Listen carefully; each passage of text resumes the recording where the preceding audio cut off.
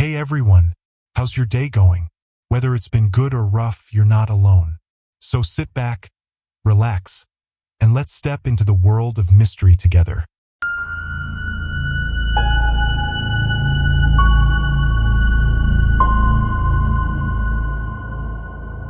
You ever hear stories about things that shouldn't exist? Creatures that crawl out of the dark, hunting for souls under the glow of the moon? Well, some stories are real. That's what Megan Sullivan found out when she returned to Black Hollow, Vermont, a place where the past never truly dies. She hadn't been back in almost 10 years. Black Hollow was the kind of town that felt frozen in time. The ivy-covered buildings, the cobblestone roads, the thick, suffocating forests, it was like something out of an old ghost story.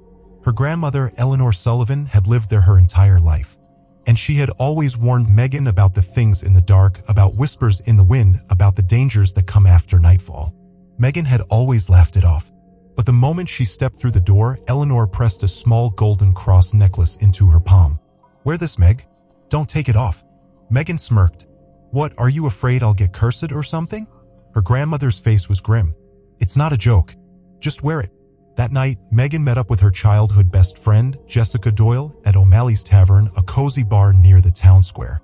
It smelled like aged whiskey and old wood, and the jukebox played songs from before Megan was born. The night was going fine until the front door slammed open with a violent gust of wind.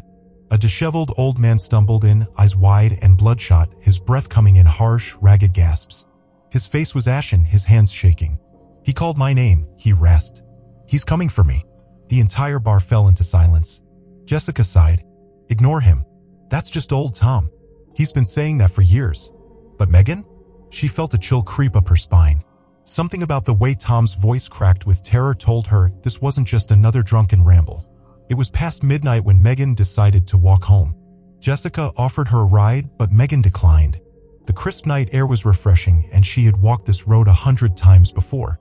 The woods were still, almost too still. The further she walked, the more she realized. Everything was silent. No crickets. No rustling leaves. Not even the distant howl of a coyote.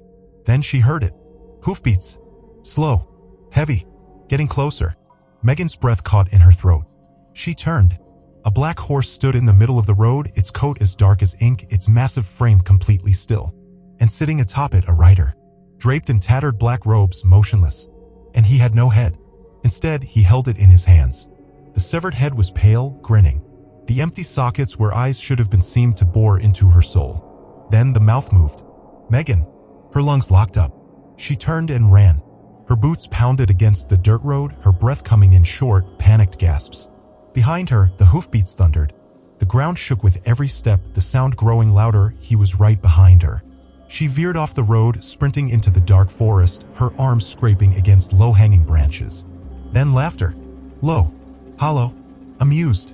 He was playing with her. She stumbled over an exposed root and hit the ground hard. Pain shot up her hands and knees. She tried to crawl forward, but the hoofbeats stopped. A heavy silence filled the air. And then a whisper right next to her ear. "Megan." She barely made it home. Her hands shook violently as she banged on the door, nearly collapsing inside. Eleanor rushed toward her. "Meg, what's wrong?" Megan's voice trembled. "I saw him, Grandma. He called my name." Eleanor stiffened. "Did you wear the necklace?" Megan froze. Her hand shot to her bare neck. The necklace was still upstairs. Eleanor's face turned ashen. "Oh, child," she whispered. "You've made a terrible mistake." Then, a knock. A single, bone-rattling knock. The windows trembled. The floorboards creaked. Then, with a deafening boom, the door blew open. A cold wind rushed through the house, carrying the scent of decay and death. And there, filling the doorway, stood the headless rider. His cloak billowed violently, though there was no wind. He lifted his severed head, tilted it slightly, his jagged grin stretching wider. And then, in a voice like grinding stone, he whispered, "Your time has come." Megan's scream shattered the night. The next morning, Jessica arrived at Eleanor's house after Megan didn't respond to her messages. The front door was ajar. Inside, Eleanor sat in the corner of the room, rocking back and forth, whispering under her breath. "The Dullahan, he called her name, he called her name." Jessica's stomach twisted. She followed Eleanor's gaze to the floor. Megan lay there, her lifeless eyes wide open, frozen in an expression of pure terror. The coroner ruled it sudden heart failure. But the town knew better. The Dullahan had ridden through Black Hollow once again, and he would return. Again, and again, and again. If you ever hear a voice whisper your name in the dark, don't answer, and never ever forget your protection. People love stories, legends, little myths and traditions passed down through time. But here's the thing about legends, sometimes they're warnings in disguise. And some places are never meant to be disturbed. Siobhan Murphy always had a fascination with folklore, especially the eerie kind. That's why one bright spring morning she convinced her best friend Aaron Bishop to take a road trip with her to Blarney Castle just outside Cork, Ireland. Aaron wasn't a believer. To him, the Blarney Stone was just another tourist attraction, some old rock that people lined up to kiss for fun. But Siobhan? She had done her research, and she knew the stone visitor's kiss isn't the real one. The castle was as grand as expected, towering stone walls, narrow spiral staircases, and a long line of eager tourists waiting their turn. But Siobhan had no intention of waiting. Instead, she grabbed Aaron's wrist, pulling him toward a shadowy, roped-off passageway. "Whoa, what are we doing?" Aaron whispered, glancing around. "Finding the real stone," Siobhan said, a glint in her eyes. Aaron hesitated. "What do you mean, real? That one out there? That's for tourists," she explained. "The real Blarney Stone is hidden because it's dangerous." Aaron chuckled. "You're insane." But when he followed her through the passage, down a series of crumbling stone steps, his amusement faded. The air was thick down here, heavier somehow. The kind of silence that presses against your ears. And then they found it. A jagged, dark stone set into the base of an ancient wall, surrounded by deep cracks, as if the castle itself was trying to push it out. Siobhan's breath hitched. "This is it." Aaron swallowed hard. Something about the stone felt wrong. "What now?" Aaron asked. Siobhan grinned. "I have to kiss it." Aaron stared at her. "You're not serious." But she was. Siobhan dropped to her knees, leaned in closer, and pressed her lips against the stone. For a split second, nothing happened. Then, a low whisper rippled through the air. Aaron felt it like the wind had suddenly learned how to speak. Then Siobhan jerked back, eyes wide. "Did you hear that?" she breathed. Aaron's pulse pounded. "We need to go." "But Siobhan." Siobhan looked different. Her pupils, they were darker. And when she spoke, her voice was different. Aaron stepped back. And he did without thinking. His stomach twisted. Something had changed. And he knew, deep in his gut, they should have never come here. Aaron's instincts screamed at him to leave, but as Siobhan stepped away, his gaze locked onto something. A small, loose fragment of the stone jutting from the wall. If Siobhan had gained something from touching the stone then, what would happen if he took a piece of it? Before he could talk himself out of it, he yanked the shard free. The air shifted. A deep, guttural moan rumbled from the walls. Siobhan whirled around. "What did you do?" Aaron shoved the piece of stone into his pocket. "Let's go. Now." And that's when everything went wrong. As they climbed back toward the surface, the whispers grew louder. "Return the stone, return the stone." Aaron's head pounded. His vision blurred. Then, crash. A tapestry fell from the wall. Then a suit of armor toppled over, metal clattering against the floor. Aaron grabbed Siobhan's hand, pulling her toward the exit. "Run." The whispers turned into screams. The stone in his pocket burned against his thigh. As they sprinted onto the wooden bridge leading out of the castle grounds, something snapped. The bridge lurched violently. Siobhan screamed. Aaron grabbed onto the rope railing, heart hammering. And then, Siobhan slipped. Her fingers clawed at the edge as she dangled over the rushing river below.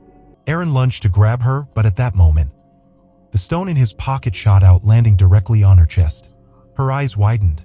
She let go, and she was gone, pulled under the water by something unseen.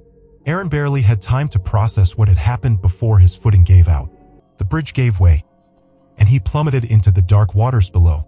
The last thing he saw was the stone floating back up toward the castle wall. They searched the river, the rocks, the castle grounds, but neither Siobhan nor Aaron were ever found. The only thing left behind? The stone, right back where it had always been, waiting. The Blarney Stone is more than just a legend. Some things aren't meant to be disturbed. And if you ever find yourself at Blarney Castle, don't go looking for the real stone. And whatever you do, don't take a piece with you. Legends always start somewhere. Some come from truth twisted by time. Some are warnings disguised as fairy tales. And some should never be forgotten. That's what Grace and Nora Callahan discovered when they visited Giant's Causeway, a place where something still stirs beneath the surface. It was supposed to be a simple trip, Grace and Nora had grown up with their grandfather's old stories of giants, but to them, those were just bedtime tales, nothing more than myths. Yet, standing on the massive hexagonal stones of Giant's Causeway, watching the endless waves crash against the cliffs, those stories felt different. Kinda eerie, huh? Nora muttered, stepping carefully over the uneven rock formations. Grace smirked. It's just old lava flows. Science, remember? Nora rolled her eyes. Yeah, but it feels ancient. Like it's watching us.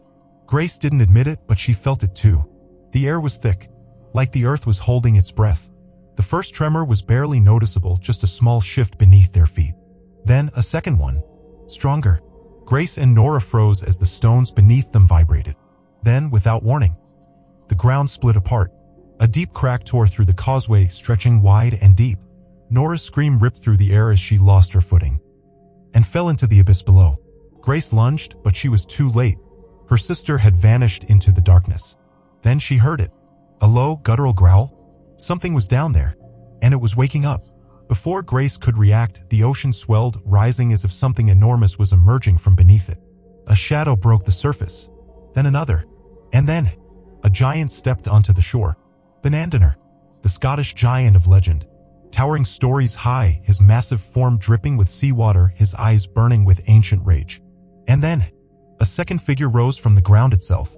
A colossus of stone and fire. Finn McCool, the Irish warrior giant. They weren't myths. They were real. And they were here to finish an ancient war. As the giants charged at each other, the impact shook the land. Finn dodged a massive swing, his foot crushing stones beneath him. Benandener's fist collided with the cliffs, sending boulders crashing down. But Grace barely noticed. Because below, from the crack in the earth, something else was crawling out. And it wasn't a giant. It was black as night, its form shifting like molten tar. Its glowing yellow eyes locked onto Nora as she clawed her way up the rocky walls. And then it lunged for her. Grace didn't think. She ran. Her feet skidded over the stones as she grabbed her sister's wrist, yanking her up just in time. The creature's massive clawed hand swiped inches from Nora's ankle. It screamed. The sound was inhuman, splitting through the air like cracking ice. It had been trapped beneath the causeway for centuries, and the giant's battle had set it free. Finn saw it too. His gaze shifted from Benandener to the thing rising from the depths. The Scottish giant used the distraction to land a powerful blow to Finn's chest, knocking him backward. The earth shook as Finn slammed into the rocks near Grace and Nora. They barely dodged as boulders rained down around them. And then Finn made his choice. Instead of fighting back, he reached for one of the towering basalt columns and ripped it from the ground. Grace and Nora barely had time to react as the earth trembled beneath them. The creature from the depths shrank back, sensing what was coming. Finn lifted the massive column over his head. And then, with a roar that shook the sky, he slammed it down, right onto the monster's skull. The thing let out a horrifying, unnatural scream, then collapsed, sinking back into the blackness below. The crack in the causeway sealed itself shut. The land was silent again. And then Finn turned toward Benandener. The Scottish giant scowled, then, with one final glare, he retreated back into the ocean, disappearing beneath the waves. Finn McCool stood for a moment, his massive frame outlined against the dark sky. Then, slowly, he turned to stone, just like the legend said he would, waiting until the land needed him again. Grace and Nora never spoke of what really happened that day. They told the authorities they got lost in the storm, that the ground gave way beneath them. But at night, Grace would lie awake, staring at the ceiling, remembering the creature's glowing yellow eyes staring back at her from the abyss. And she would hear her grandfather's voice, repeating the words she once thought were just an old story.